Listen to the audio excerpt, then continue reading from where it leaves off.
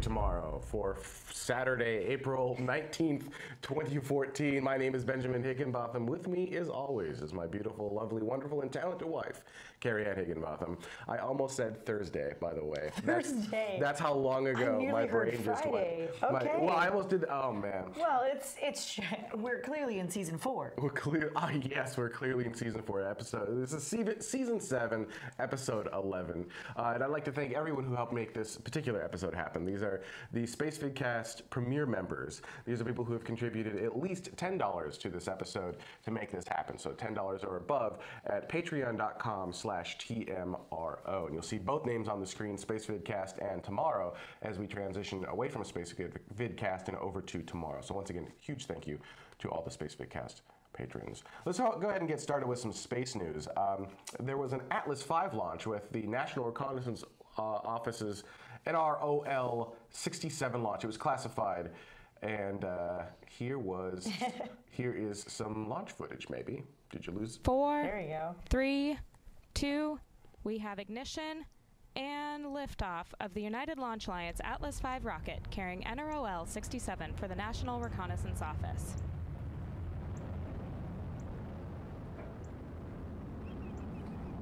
Now, we don't know a whole lot about this particular payload. It is classified. I can tell you a little bit about the vehicle. It's the 541 configuration and what those numbers mean. The first number in the 5 means it's a 5-meter fairing.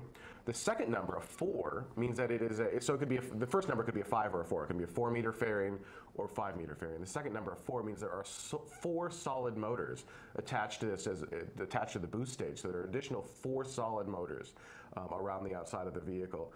And the last one, a 1. That indicates how many Centaur engines are on the upper stage. So that could be a 1 or a 2. So this is I believe the only other time we flew a 541 was for Curiosity going to Mars.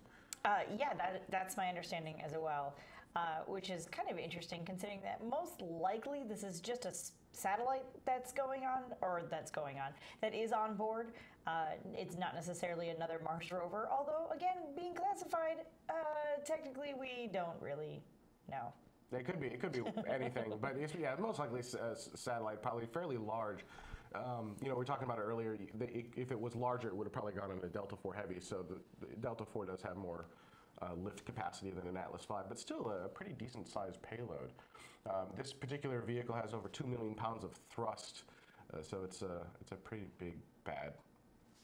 This is the 12th Atlas mission in a row to go on its first attempt, which is, I mean, kudos, because that's not easy, as you can imagine. Absolutely. So moving along, we have some more launch coverage. We also have a Soyuz U launch, and a Soyuz U being one of the older design vehicles has something crazy. Actually, check out the sidebar for the Soyuz U. It's got, I forgot how many, but it's like over 700 launch attempts. Check it out here.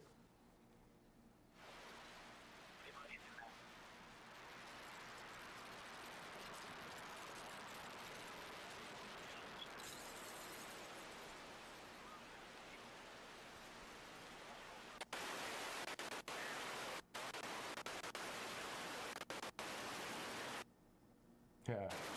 Rocket engines are very loud. Yeah. Yeah. That happens.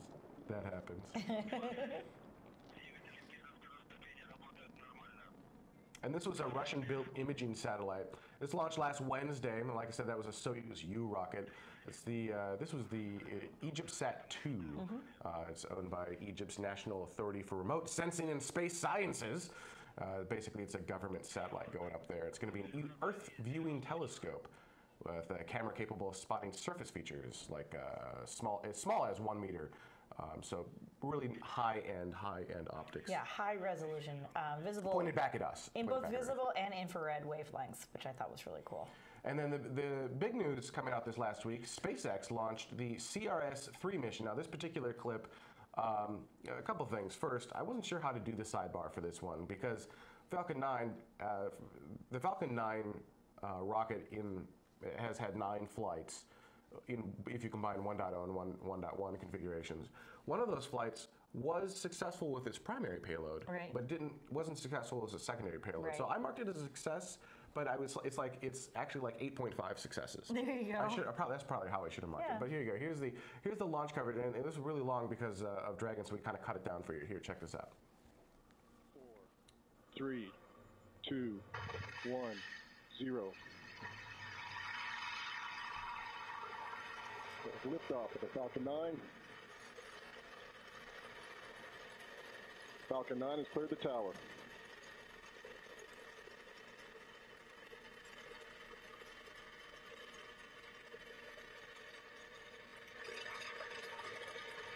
First stage propulsion is nominal. Stage separation confirmed. And we have MECO 1.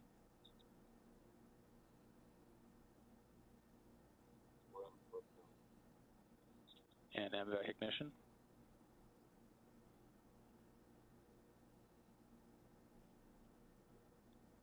Dragon deploy confirmed. No, I basically stay in this shot for way long. Right, the other shots I kind of cut away from because This one's so gorgeous. it's so pretty. I just love this so shot. I think it looks pretty. really, really cool. So we just kind of let it float out there, kind of doing its thing. Yeah, now after this, we do actually show solar array deploy. So you can see on the side of the vehicle, there are kind of those two square things. Those are fairings that are covering the current solar panels.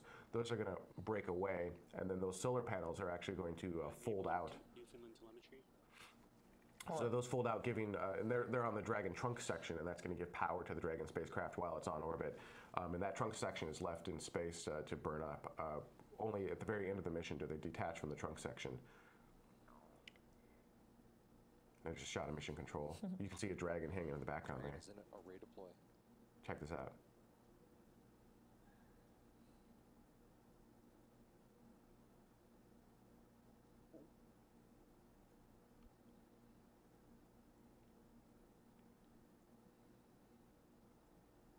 And boom. So the neat thing about this mission that we haven't really touched on yet is it had landing legs. This is, so far as I know, the first spacecraft to actually have landing legs on it, outside of like a test program in Texas. So what SpaceX is doing here is they're taking the first stage, they're detaching it. Once it detaches from the second stage, they're turning it around, refiring the engines, and bringing it back down to Earth in hopes that they can recover the stage, refuel it, and reuse it. This was a demonstration mission to see how much of that technology they think actually works at this point. Right. And so when you looked at the launch footage, you saw those four legs kind of around the base of the unit. That's what those legs are for. Those are actually, those deploy from the vehicle, from the side of the vehicle. And it's supposed to land on land. Now, because they're still in the development stages, the early stages of this, they're doing it over the ocean, right? So just to be safe.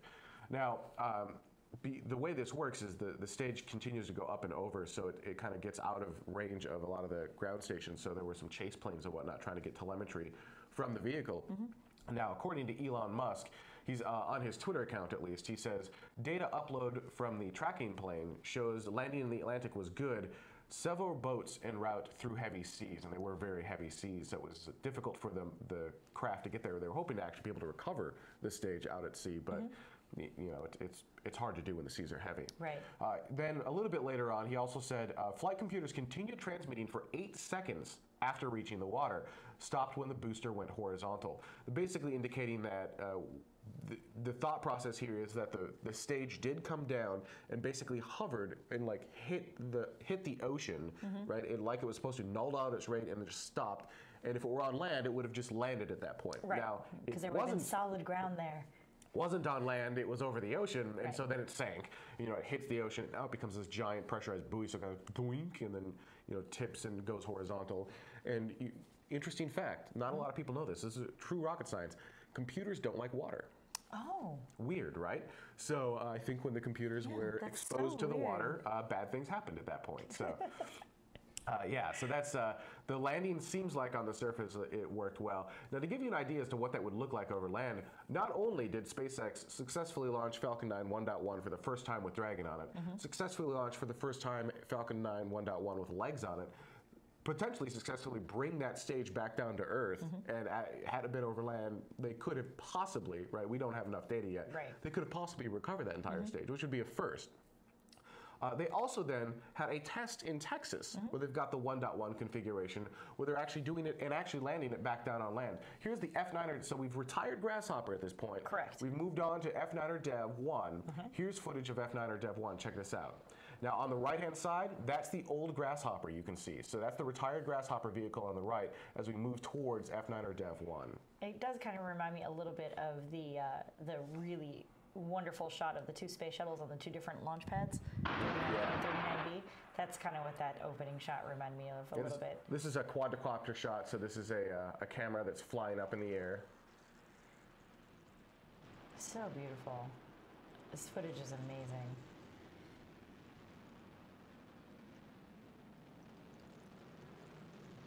This was a 250-meter hop. So it lights its engines, jumps 250 meters, hovers for a moment. Now those are the actual legs.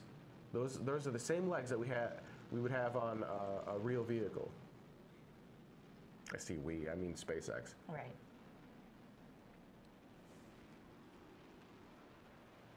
Oh, it's just crazy. And watch this right back down.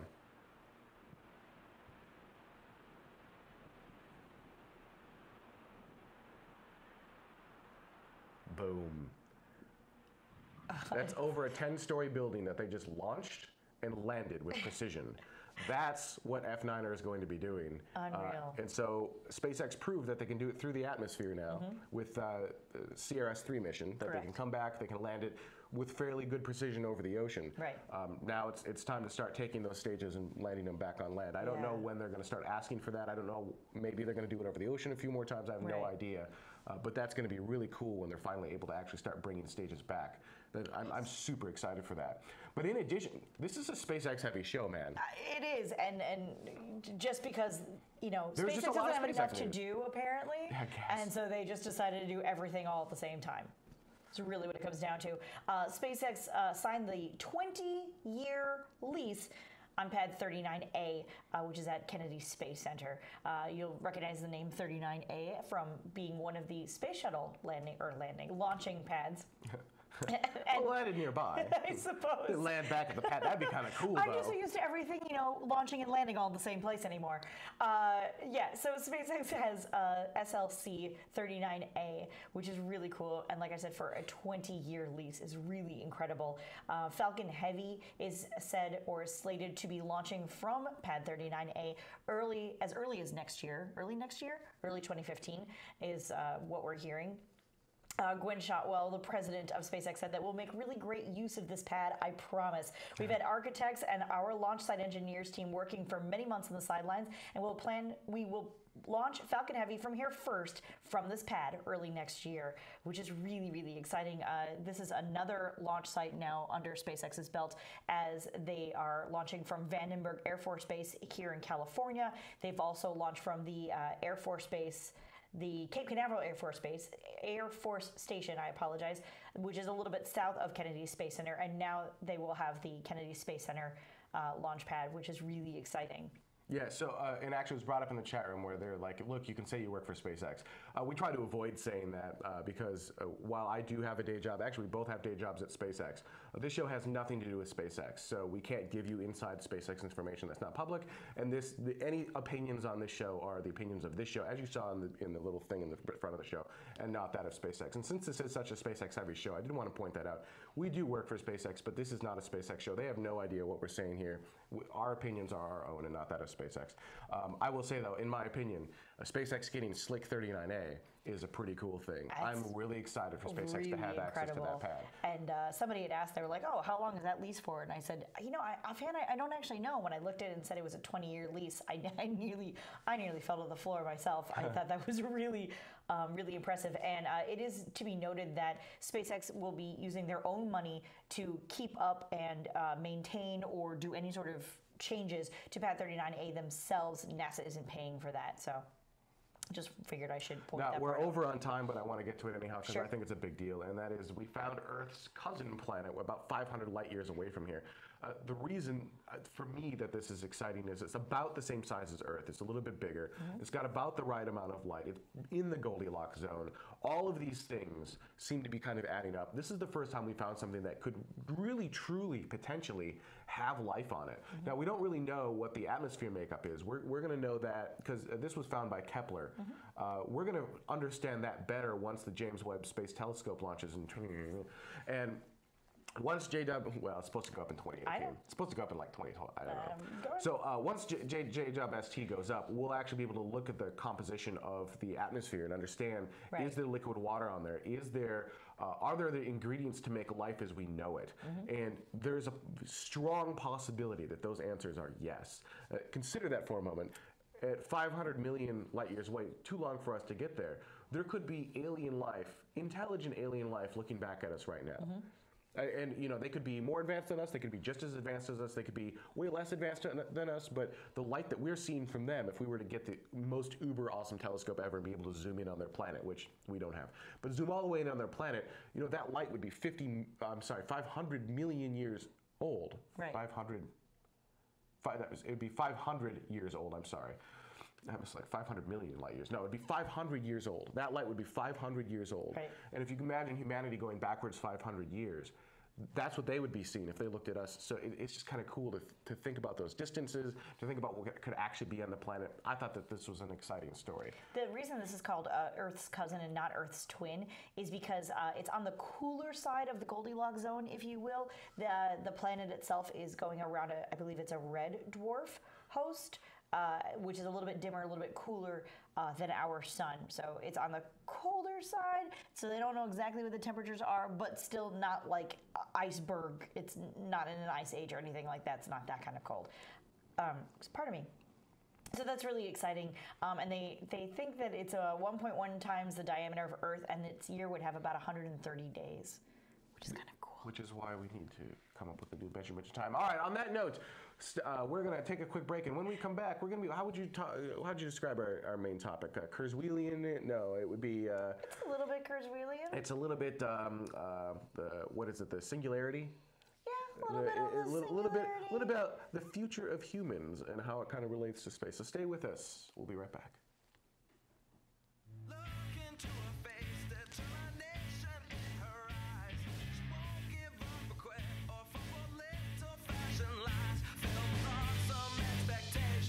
This girl's a fascination. Nothing in her way will keep her from her destination. 'Cause she's fire walking. She's fire walking. When it's hot, she keeps on moving. The heat keeps on improving. Yeah, she's fire walking. She's fire walking to be free. And welcome back to Tomorrow. That's kind of fun to say. Before we get into our main topic, I wanted to really give a special thank you to the patrons of Tomorrow who helped make this episode go. These are the Tomorrow producers. These are people who have contributed. They're the producers of Tomorrow? Producers of Tomorrow, yeah. I need to, because I'm so used to saying Space Vidcast producers. They're the producers of Tomorrow who have contributed at least $5 to the show, $5 and over, to make this specific episode happen. And if you'd like to help make Space Vidcast go, because we are a community-funded show, you can go over to patreon.com/TMRO for more information. For those of you wondering, we do have actually a forward from the old Patreon/Space Vidcast over to TMRO. If you're watching the show and going, what the heck is Tomorrow? Last week's show describes it, but then I'll talk about it again a little bit in the third segment. So check for after the next commercial break. Let's talk a little bit about becoming immortal. The way these main topics work, you'll notice we kind of go on these themes, right? The way these main topics work is we're just talking about stuff, because we talk about space and human colonization of Mars and distant civilizations and stuff like that outside of the show, outside of work, all the time. And we're a very intellectual couple. Something. We do something. One of the things that was brought up is a product called Soylent that's coming out, and it is not people. So that's Soylent Green. What it is it is a food substitute. The idea being that you don't need to eat. You just take Soylent, and it's everything that you need to sustain your life. And I was like, oh, this is really cool, because we may need this if we're going to go explore Mars. Because food, especially if you can generate it on your spacecraft or on Mars, food was going to take a lot of mass and payload. If we can minimize that, how awesome is that? And that started other conversations of, well, what does the body really need? How can we advance and modify humans so that we are more adaptable to space? Other things that it brought up, like sleeping. What a huge waste of time. Wouldn't it be awesome if we no longer required sleep? Air. right? Wouldn't be cool if we could oxygenate our blood without actually having oxygen around us. Stuff like that. And so we started kind of, and then that leads naturally into, okay, well now you've done all these things. What about extending human life? Right. What about becoming, I don't want to say immortal, because you could still be killed by a, Right. This isn't a Highlander sort of situation. well, there can be only one. There can be only one. Right. But it is, we are getting to the point where we can modify things to our advantage, and we can live longer and longer. And Ray Kurzweil, I'm like, Ray Kurzweil, pretty popular in this kind of area, is basically saying there's going to be this singularity event where it's all kind of, I guess, I'm going to do a terrible job of explaining this. It all kind of comes to a head, and we will essentially be able to live forever. Maybe not in these bodies, Right. but somehow, some way, we will be able to continue to go on. And that's the main topic of the show. And I know you were looking up some stuff before the show. Yeah. Jason Silva does these really cool short videos that he calls Shots of Awe. And some of you may know him from Brain Games, and he does a lot of interesting things. But there are two particular quotes that actually aren't even his quotes, but as I was watching some of his videos, that he was quoting other people that really sort of spoke to this, at least to me. And he quoted Alan Harrington from The Immortalist saying, "Death has become an imposition on the human race and is no longer acceptable." Well, the thought behind, so the argument against that is Yes. going to be that you need death. If we are to believe Darwin, Yes. and that you need evolution, Yes. then you need death Right. so that you can get rid of the old and replace it with the new. Sure, absolutely. And I think the argument for that, if you will, to not having death is that we will be able to do all of these different modifications, not just to better our food source or better our food supply and bettering ourselves, but then making ourselves more intelligent and having this sort of coming together, this singularity of not just the human intelligence and humankind, but also the electronic and artificial intelligence and what have you. And through those modifications that you are still evolving, you are still changing, you are still becoming better. That we've sort of reached a head to a certain extent in the capacity that we have for the natural evolution of, say our intelligence or say our humanity to a certain extent. We can go off of the dangers of all of these sorts of things if you like, but in the sort of utopian as opposed to dystopian view, I think. And that's where I live, Star Trek forever, thank you, that you will still be able to make these modifications as we continue to learn more about them. Does that make sense? But that also then kind of assumes that either we need to consume less, because if no one dies, we will begin consuming more and more of our own planet. And there's a point where the planet can no longer sustain that level of humanity. I don't know what that point is, but there is some point where humanity exceeds the planetary resources, which then forces us to go out to space, or we need to change our level of consumption. Yes, although I think it is kind Or of... both. Sure, I think it's an interesting idea when you start talking about one of the sort of arguments against humans in space versus robots in space is that you can always rebuild a robot and you can't rebuild a human. Once a human is dead, I mean, that's it. You can replace it with a different human, but that one may not be as sharp in these different areas. It may not be, may not have the studies or what have you. So before you start getting into cloning and what have, that's a whole nother fun thing to talk about. Just extending the life of the original human.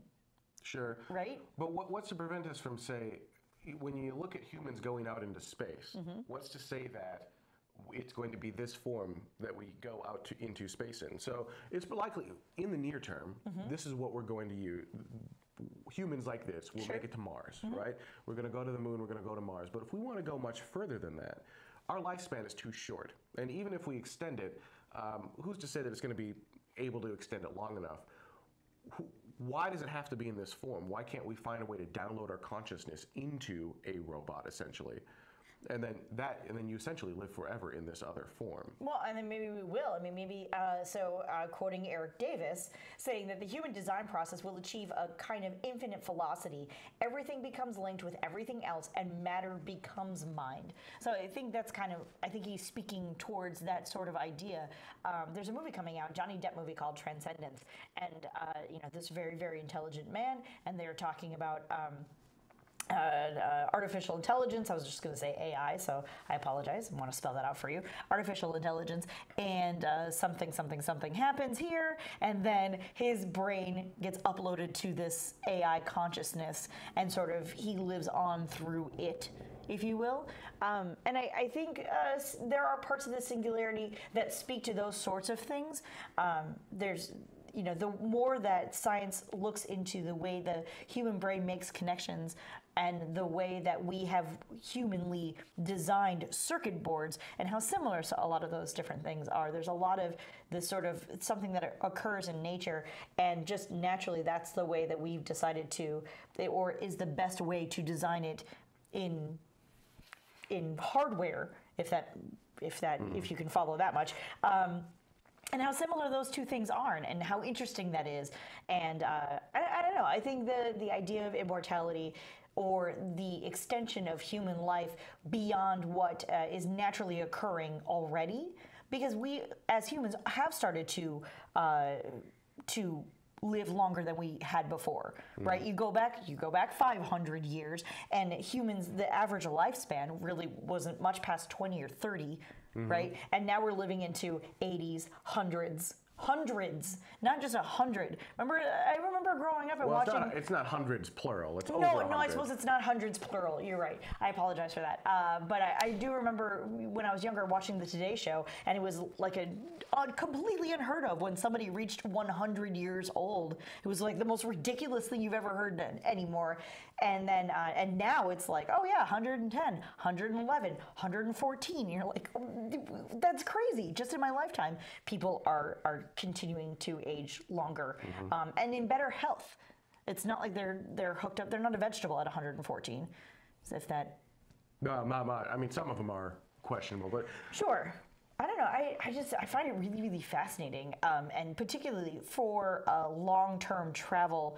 To go out to other galaxies and what have you. That.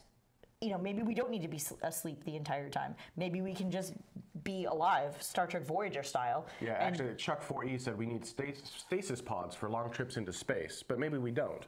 Maybe we don't. Although, wouldn't that be painfully boring? Like, spending let's just say we could get a ship to go the speed of light, which I understand there are problems there, but let's pretend for a moment we could do that. It's still 500 years for us to go and explore the planet that Kepler found. Right. 500 years.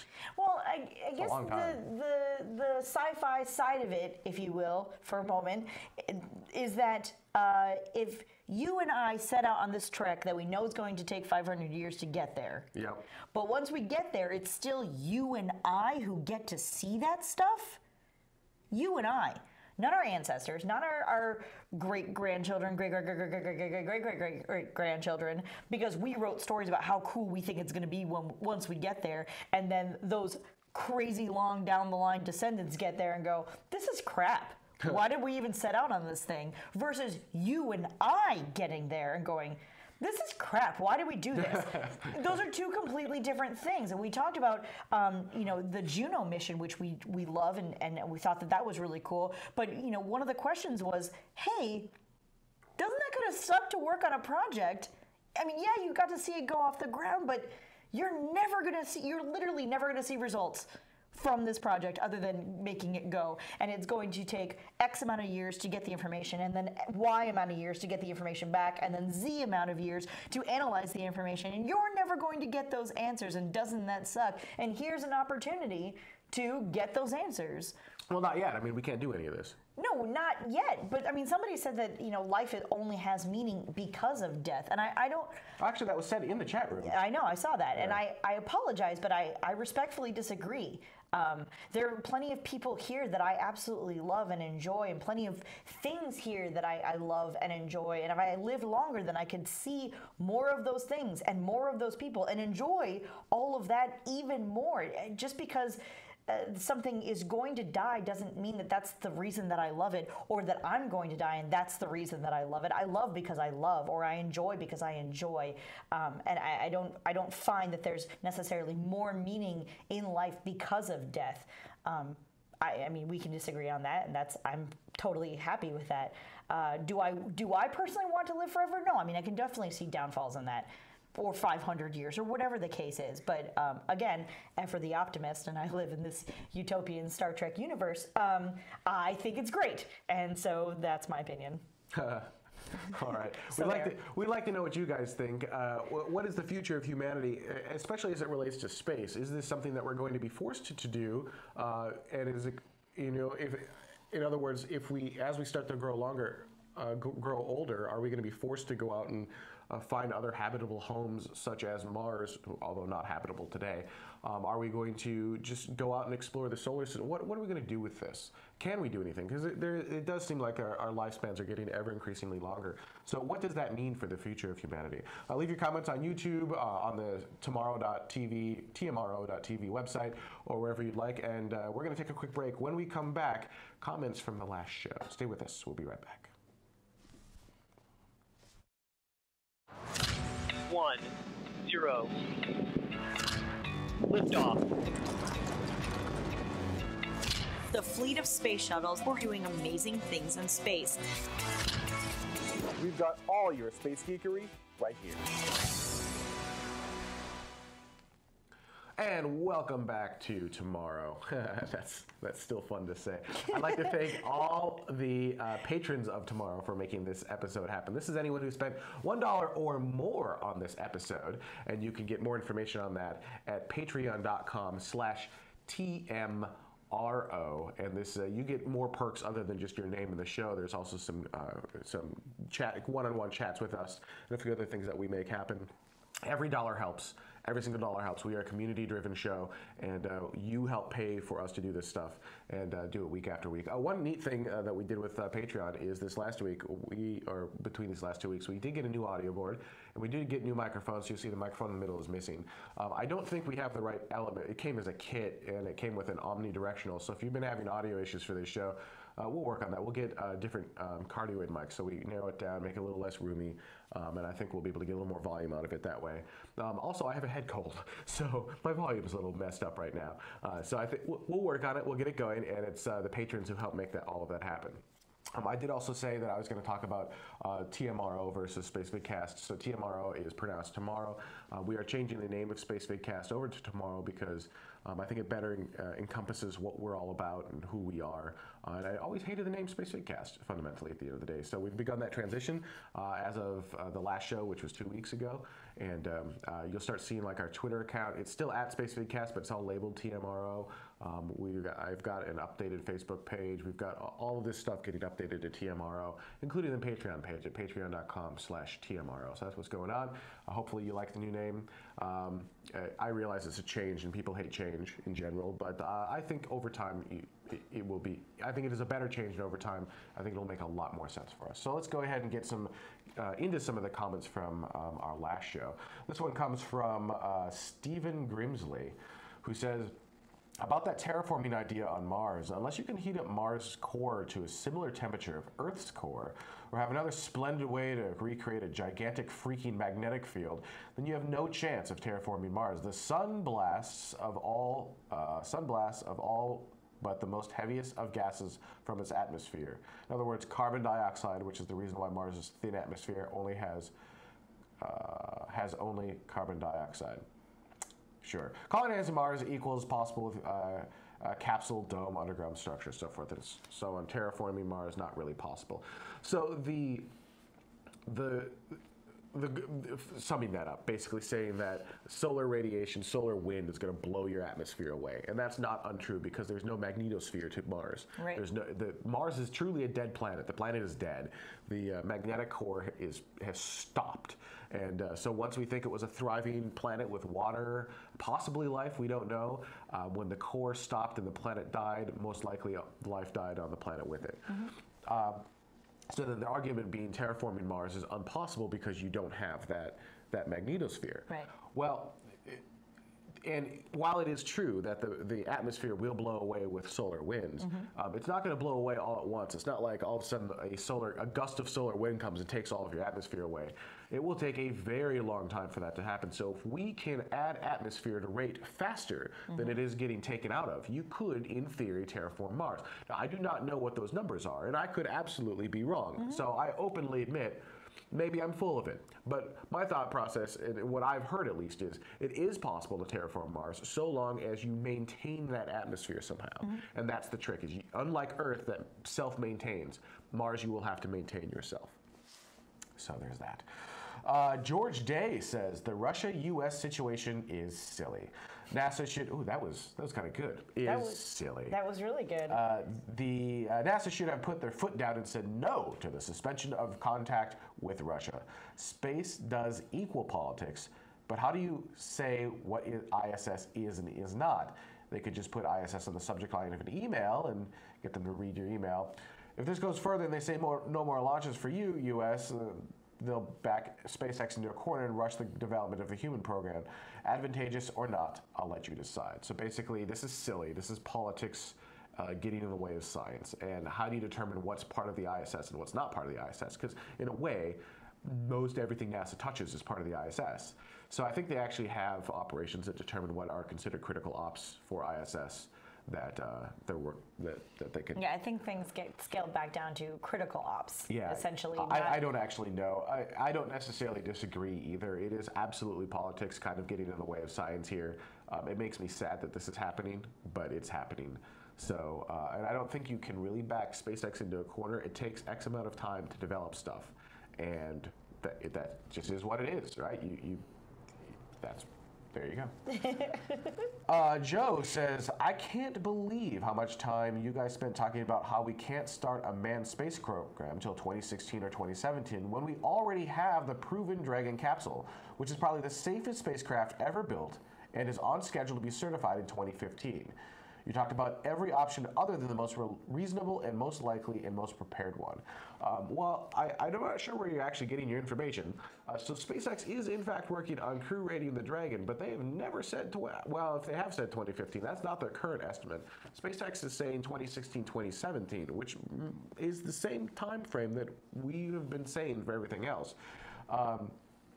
And, you know, proven Dragon capsule, safest spacecraft ever, kind of subjective terms, right?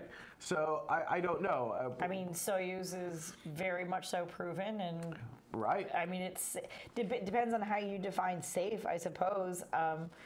We haven't killed anyone in a while, I guess, on Soyuz. I mean, you know, as opposed to humans have never flown on Dragon. So saying that Dragon crew is proven or safe is really hard to determine. Like Ben said, SpaceX is working on certifying it, you know, having it be human rated. But yeah, what those time frames are and what have you, it's just... Yeah, it's not 2015, and you know, and a cargo vehicle is different than a crew vehicle. There are differences, even if even if it's certified in 2015, I don't. It's not like signing a lease on a car and now you get to go drive it now. You know what I mean? Like, it's not, all right, cool, yep, we checked all the boxes, goodbye, go have fun with that. You know, there's so much that goes into it, I suppose. You have to train astronauts and you know, astronauts have to be okay to be put onto the capsule and where you're going, and you don't just fly people to fly people anymore. This isn't Apollo, or I suppose Gemini. You know, there's all those sorts of things. So it's not as simple as you're making it out to sound, I suppose. Yeah, so there you go.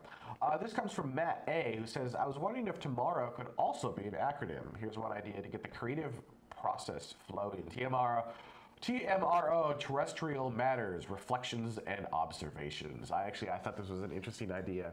I don't really want to turn it into an acronym, but I love the idea of Space Weekend or the community of tomorrow. Yes. Dude, 7 years of saying Space I know. Weekenders, and I didn't say a single thing. I love the idea of the community of tomorrow coming up with different acronyms as to what TMRO could mean. I think that'd be a lot of fun. So in your comments, just give me acronyms. I think it'd be hilarious, and if we like them, we'll bring them up in the show. It's just funny. This one comes from Graham Patterson, who says, just caught up with the show. Wonderful. I'll be a regular viewer. And this is basically, we're patting ourselves on the back with airing this comment. Yay. The biggest thing that has happened in my lifetime was the amazing Apollo program of the late 60s and early 70s.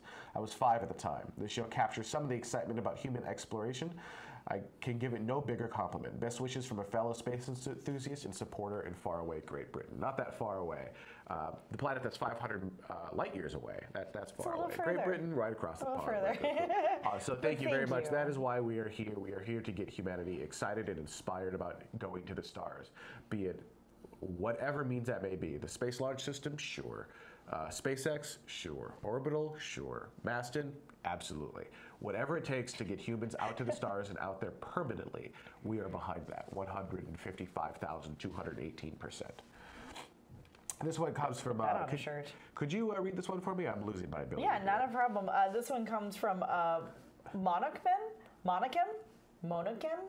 I don't know. I'm sure we will be told how to say that a little bit later. A community getting together to decide how to allocate resources is exactly what a government is. There's a lot of bashing government and politics going on in the show and associated comment sections. I would like to point out that government and politics are great and awesome things. They are the very things that enable humanity to do great things like space exploration. Without them, we would be lucky to have agriculture, let alone rocket travel. We would be too busy defending our families from raiders, and even if we weren't, we would be disorganized to do anything awesome.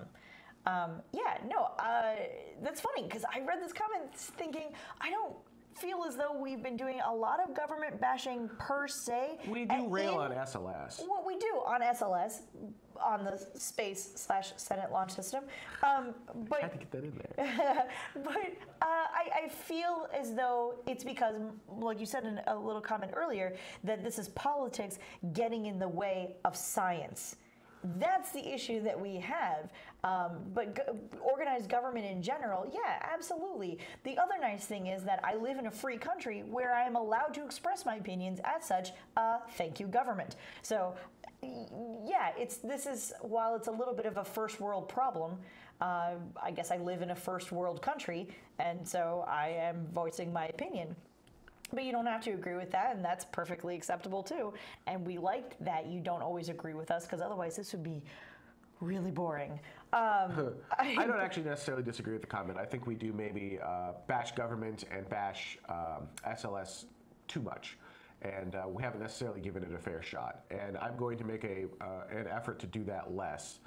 I do still believe that it is very expensive, and I'm not convinced that it is the right program. But as I said a moment ago, any program that gets humanity out to the stars and allows us to stay out in the stars, that's good.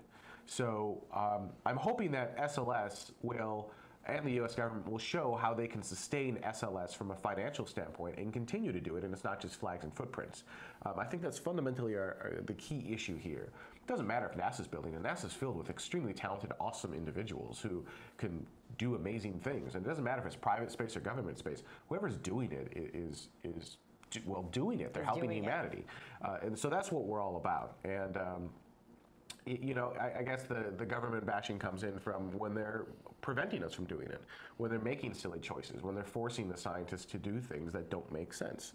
And but the idea that government is fundamentally a good thing is not wrong. Our roads are provided by the government. This clean drinking water that we have here, we buy bottled water, our water is terrible. But regardless, our clean drinking water that we have here that we totally take for granted, provided by the government. Electricity, it's just assumed that we will have electricity, provided by the government. Internet, not provided by the government. So, and look at how messed up that is. Yeah, dude. There you go. So the comment is not wrong. It's totally not wrong. So yeah, there are pros and cons to everything in life. Same thing with government, and it's easy to complain about something like government, and I think sometimes it's harder to look at the good sides of it. And yeah, so there you go. All right, I'd like to thank everyone so much for joining this week. You guys have been an awesome audience. For those of you watching live, we are not going to be doing an After Dark this week, although the Open may go anyhow. We're going to be heading out, and we're going to try to do a show again next week. It's every Saturday at 2100 UTC. Now, in the Reddit community subreddit that we have, which is Reddit /r/TMRO, we asked, would you guys like it if we moved the show to like 1900 or 1800 UTC? I'd like to open that up a little bit more. What day and time would you like us to do Space Vidcast? Right? So post it wherever you want. I'll combine all of it together and kind of create a grid. But in your time zone and what you're doing, what would be the perfect like 1 hour slot for you to watch live? And then I'm going to put that together. The thought process being here, it's always going to be inconvenient for someone because we're a worldwide show. So no matter how hard you try, it's midnight somewhere. But if we can make it midnight over a large swath of the ocean, and we can actually do the show at a time that makes sense for a good chunk of the world population that would be willing to watch and willing and able to watch and wants to watch live, that would be good. It might be difficult to do, it might be impossible, but I'd like to at least run that calculation and see what makes the most sense. So what makes sense for you? What time do you want to see us do this show? Leave it on YouTube, email it to me, drop it on patreon.com/TMRO, wherever you want. Whatever you think makes sense, and then I'll combine that, and we'll see what we can do to figure out what the time of the show should be. On that note, I'd like to thank you all so much for watching, and have a great week.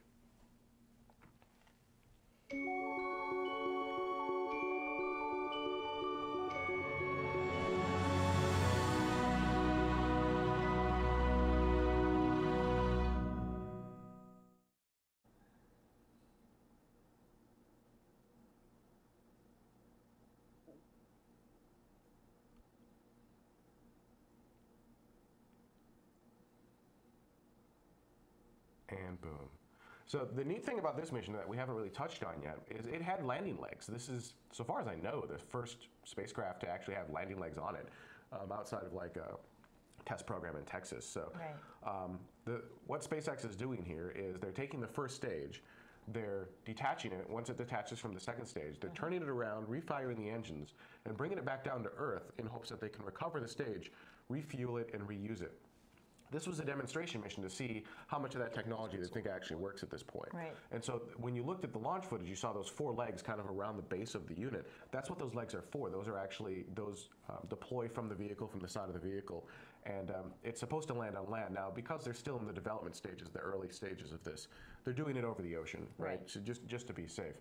Now, the way this works is the stage continues to go up and over, so it kind of gets out of range of a lot of the ground stations. So there were some chase planes and whatnot trying to get telemetry from the vehicle.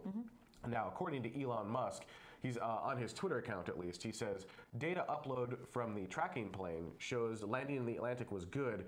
Several boats en route through heavy seas, and they were very heavy seas, so it was difficult for the craft to get there. They were hoping to actually be able to recover the stage out at sea, but you know, it's hard to do when the seas are heavy. Right. Then a little bit later on, he also said, flight computers continued transmitting for 8 seconds after reaching the water, stopped when the booster went horizontal.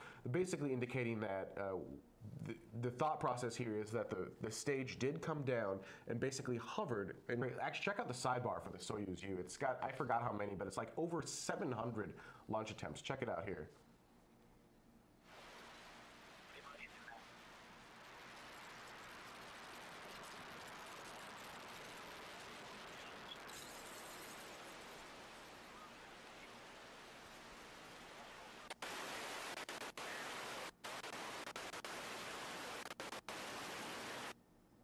Yeah.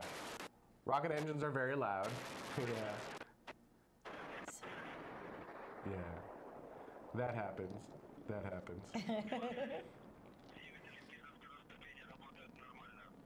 And this was a Russian-built imaging satellite. This launched last Wednesday, and like I said, that was a Soyuz U rocket. It's this was the EgyptSat-2.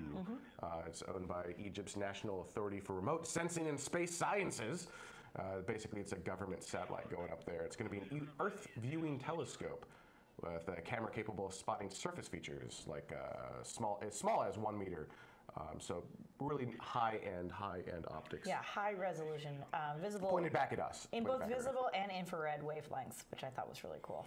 And then the big news coming out this last week, SpaceX launched the CRS-3 mission. Now, this particular clip, a couple things. First, I wasn't sure how to do the sidebar for this one because Falcon 9, the Falcon 9 rocket has had 9 flights. If you combine 1.0 and 1.1 configurations. One of those flights was successful with its primary payload, right. but wasn't successful as a secondary payload. Right. So I marked it as a success, but it's actually like 8.5 successes. There you go. That's probably how I should have marked it. But here you go. Here's the launch coverage, and this is really long.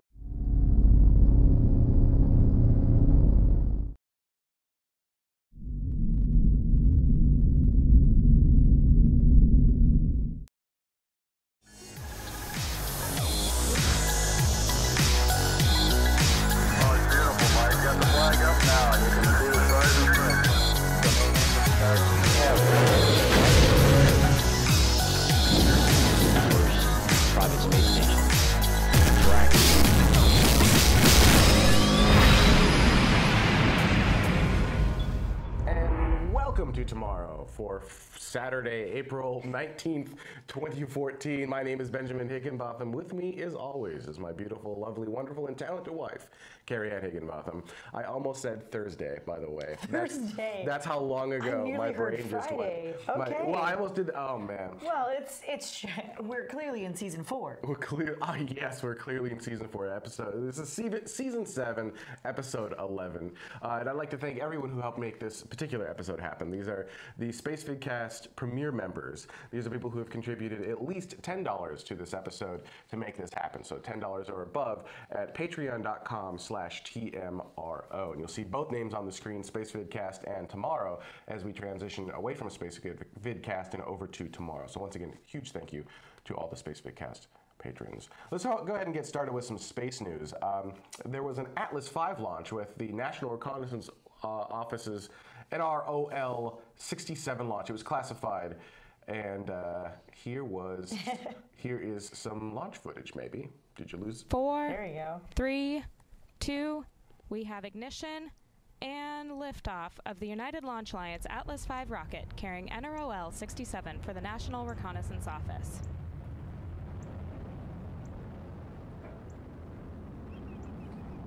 Now, we don't know a whole lot about this particular payload. It is classified. I can tell you a little bit about the vehicle. It's the 541 configuration and what those numbers mean. The first number in the 5 means it's a 5-meter fairing. The second number, a 4, means that it is so it could be the first number could be a 5 or a 4. It can be a 4-meter fairing or 5-meter fairing. The second number, a 4, means there are 4 solid motors attached to this attached to the boost stage. So there are additional 4 solid motors around the outside of the vehicle. And the last one, a 1. That indicates how many Centaur engines are on the upper stage. So that could be a 1 or a 2.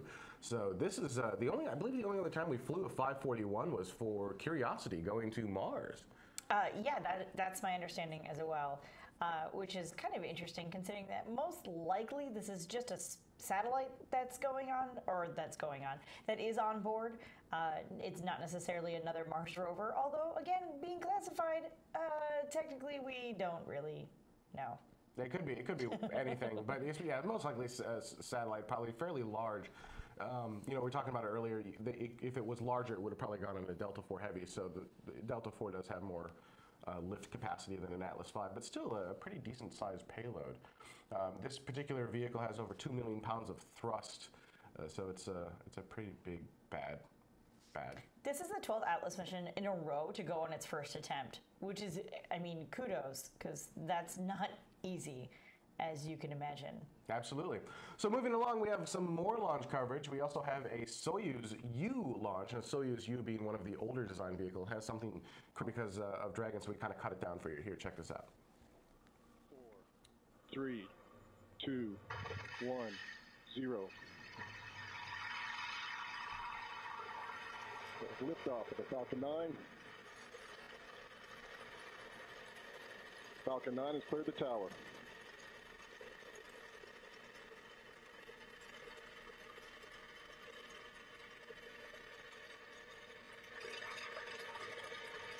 First stage propulsion is nominal. Stage separation confirmed. And we have MECO 1.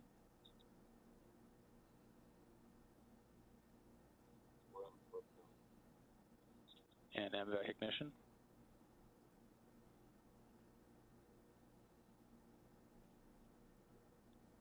Dragon deploy confirmed. No, I basically stay in this shot for way long. Right, the other shots I kind of cut away from because This one's so gorgeous. it's so pretty. I just love this so shot. I think it looks pretty. really, really cool. So we just kind of let it float out there, kind of doing its thing. Yeah, now after this, we do actually show solar array deploy. So you can see on the side of the vehicle, there are kind of those two square things. Those are fairings that are covering the current solar panels. Those are going to break away, and then those solar panels are actually going to fold out. So those fold out, giving, and they're on the Dragon trunk section, and that's going to give power to the Dragon spacecraft while it's on orbit. And that trunk section is left in space to burn up. Only at the very end of the mission do they detach from the trunk section. I just shot a mission control. You can see a Dragon hanging in the background there. Check this out.